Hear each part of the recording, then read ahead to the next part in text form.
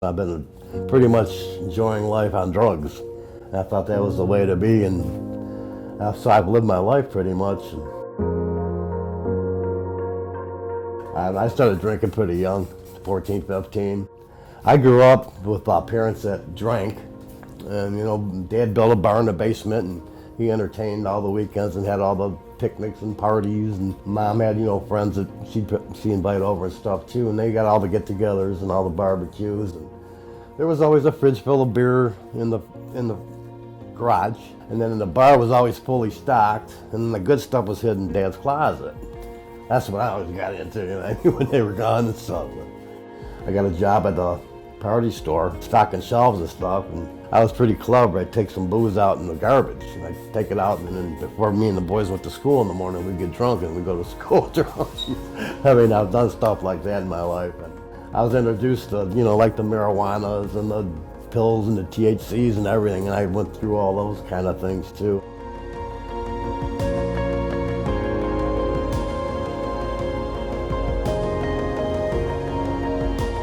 I finally had problems with my leg.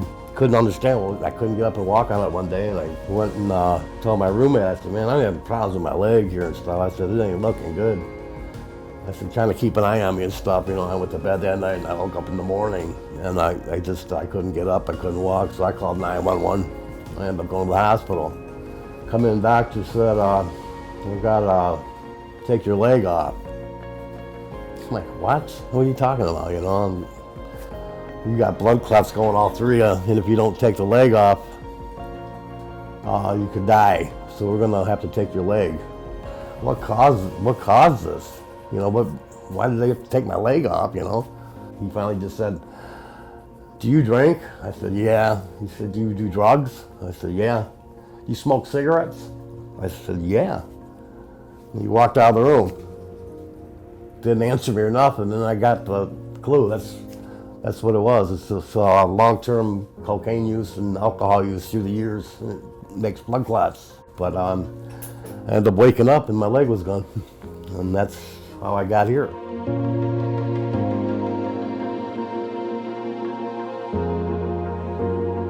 These people were acting like they cared about me and stuff, like they knew me and stuff. And losing this leg is just so weird. I can't walk no more, and I really miss it, man. It's terrible.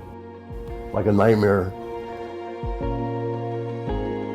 When I got here, it was like they were so helpful, and even just getting into the wheelchair and stuff like that. It was like a big difference to me. It's scary.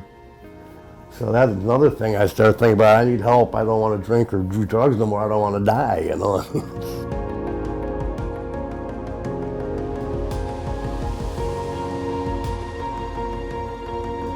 Our substance use recovery program is a new program that we're offering to residents that need not only skilled services like speech, occupational, and physical therapy, but then in additional need recovery services. So it's not a treatment program so much as helping them find the services that they need and setting them up with a treatment plan so they can be successful through their recovery for therapeutic needs and then also for drug or alcohol abuse. They sent Nancy to me, this lady that's been working with me. She's my peer coach.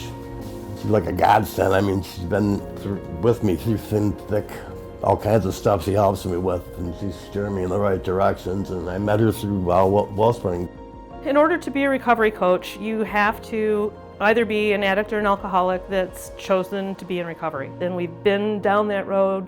We've experienced that. We know what it's like. We know how hard it is to stop. I started drinking when I was 13, and I didn't quit until I was 42.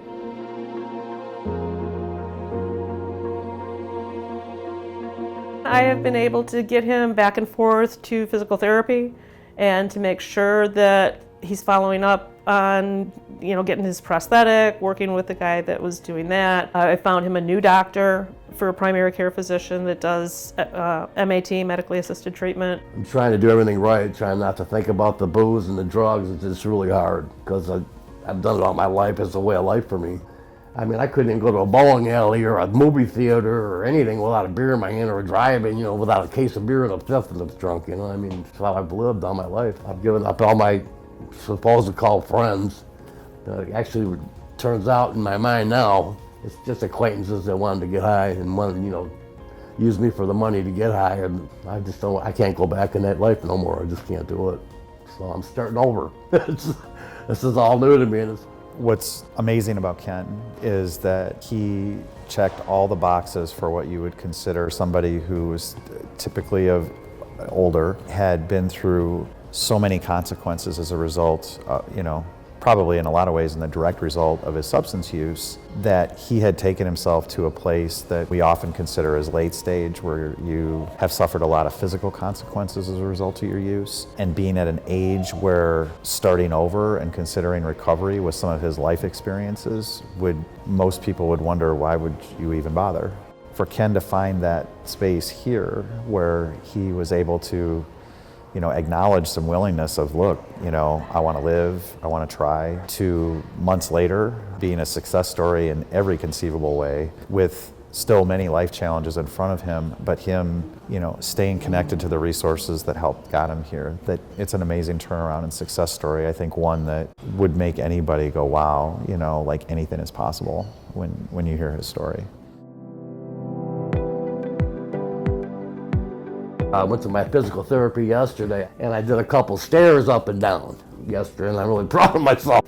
It's just I had 2 rails to hold on to, but it's coming little by little. They're working with me and teaching me about the balances and just to get the leg to fit right. And yeah, it's a challenge, but I'm gonna learn it. I want to learn how to walk, I want to be. His success story is the epitome of why I come back to work every day. When I got to see the video of him with his prosthetic for the first time and walking the rails with his physical therapy, it was very emotional because he had accomplished another goal.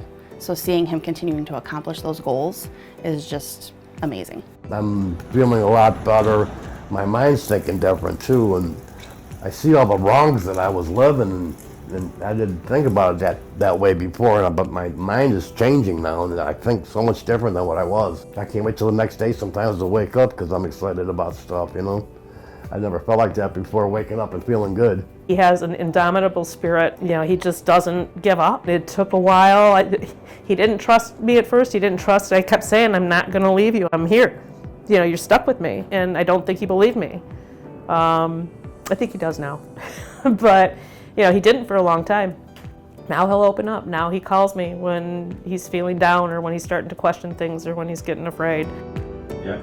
Put your weight into it and feel the need. We don't know what's possible until we try, and this creates some amazing opportunities for some folks to be able to consider recovery at a time when maybe they never thought of it, and connecting it to a time when maybe they were medically in a very scary place is unique. I'm going to be independent again. I'm going to be able to get my own place. I want to be able to drive. I want to get my walking together. I want to be able to walk again. Yeah, I just want to live simple and easy, and it's joyful if you use your mind the right way. I'm learning that. His journey is to go out there and show the world how you can change and what can be done, and that there's hope.